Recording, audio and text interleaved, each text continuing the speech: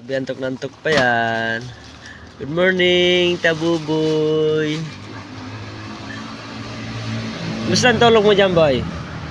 Boy, gusto tulog mo? Kailangan talaga, no? Hindi lang talaga para sa pamilya, no? Sarap matulog pa, no? Sumagot ka. Wawa na may mga biyahero pag madaling araw talagang biyahe.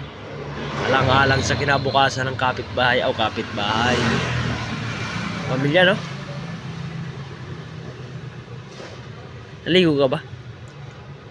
Boy, naligo ka? Boy, parang hindi ka naligo ah. Uy.